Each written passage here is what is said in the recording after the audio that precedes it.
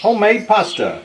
Once you start making pasta by hand, you'll never go back to buying the stuff at the store again. Alright, what are the things you're going to need? You just need some all-purpose flour out of the cabinet, and you're going to need chicken egg, fork, maybe a knife, some plastic wrap, a rolling pin. I put this in just for fun. This is a rolling pin I use on this table whenever I make big sheets of pasta, but you're not going to need that here, so I'm going to get that out of the way. Pasta is really simple. You can figure 1 egg for 2 people. For 1 large egg, you need around 3/4 of a cup of flour. And you'll see in a minute that your measurements don't have to be super precise. Now you can dump that out on your counter if your mom will let you. If you're afraid you're going to scratch your counter, you can always just do this in a bowl. But I promise, this is the easiest way to do this. This is like playing with Play-Doh, y'all. This is fun. Alright, so take your flour, make a little well in the center. Now what if you got 4 people in the family? Well, you'd have used 1.5 cups of flour, and you're going to have 2 chicken eggs, right? But it's just 2 people, so 1 egg, 3/4 of a cup of flour, and then I'm going to break that egg right there on the counter in the middle of the flour. Alright, take your fork, start mixing this together. Alright, at this point it's simple. Take a little bit of time, and you can do this in a bowl. You don't have to do it on the counter. I think this is the easiest way to do it. It's the way you see all the old pasta grannies do it. In fact, while we're doing this, if you really want to see something fun, go to the YouTube channel Pasta Grannies. Man, they'll show you how to make some cool stuff. Alright? But just keep mixing your egg and your flour together, whisking it with your fork. And you can start picking up flour from the edges. I guess the only specialized tool that I pull out when I work on this sort of thing is I have a bench scraper. Alright, and it does just what it says. It's for scraping the cutting board. Now, you don't have to have one.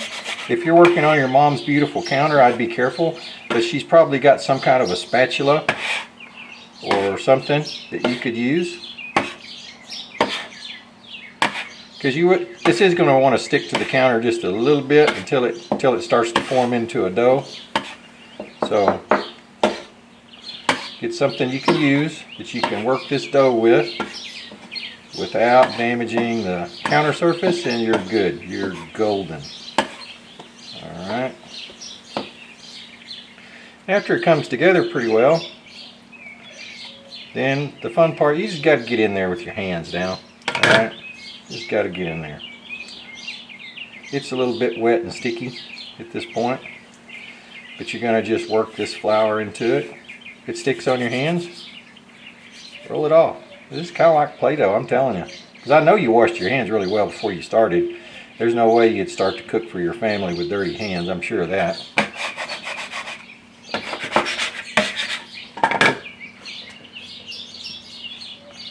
And just work the dough. Well, how do you know when you've got enough in there? I'll just show you in a minute. You just keep working this. If it's a little bit sticky, get some flour on it. Doing a couple of things. You're trying to hydrate the dough. You're trying to let the flour, rather. You're trying to hydrate the flour. So you're just giving that flour time to absorb the moisture from the egg. Because an egg's about 75% water. So the water that's in this egg is having to soak into the flour. This flour is having to swell up, hydrate. And as we need it, we're developing the gluten. We'll see as we move along here in a minute.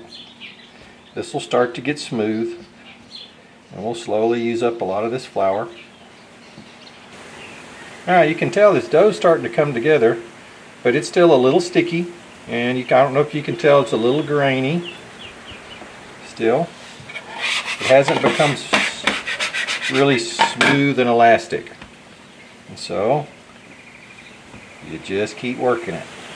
All right.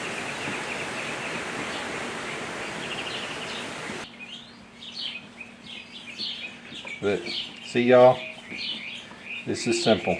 This is easy.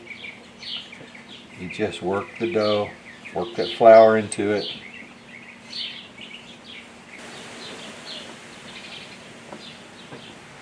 Alright, we were wondering earlier, how do you know when you're done? This is starting to feel smooth and pliable. I don't know if you can tell when you look at it. See when I push it with my finger how it bounces back? So it's getting some elasticity to it. That's the gluten that we're activating. It's in the flour. Alright, so what I want to do now, I'm going to coat that in a little bit of flour so it won't stick to my plastic wrap.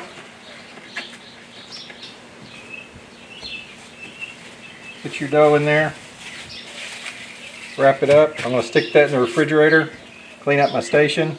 We'll be back in about 30 minutes and then we'll make some noodles. It'll be great. See y'all in a bit. Alright y'all, the dough's been resting for a good 30 minutes or so now. And so all we got to do is roll it out and cut it up. So take a little bit of your all-purpose flour, sprinkle it out. Now you don't want to get too much flour in your pasta, but you do want enough on there that it doesn't stick to your counter. Alright, so pat it out a little bit. Alright, and then you start rolling it out. Now here's a good trick. Don't roll all the way to the edge. Roll most of the way through your dough. And stop. And if it ever feels like it's getting a little bit sticky, a little bit of flour on it. No big deal.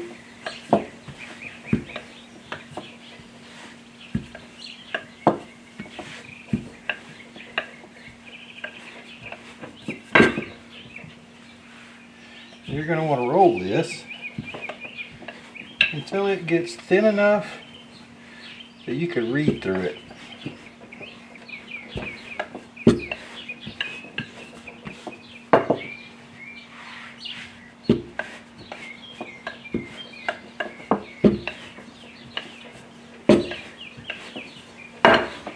Once it gets a little size to it,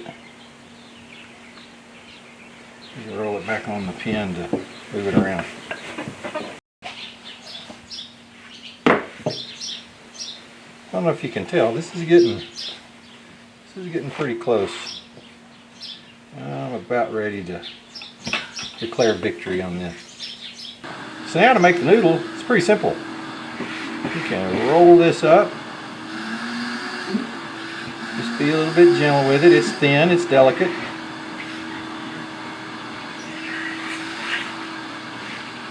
And take a knife and cut off whatever width spaghetti sounds good to you. Okay, here, fly. Almost done, y'all.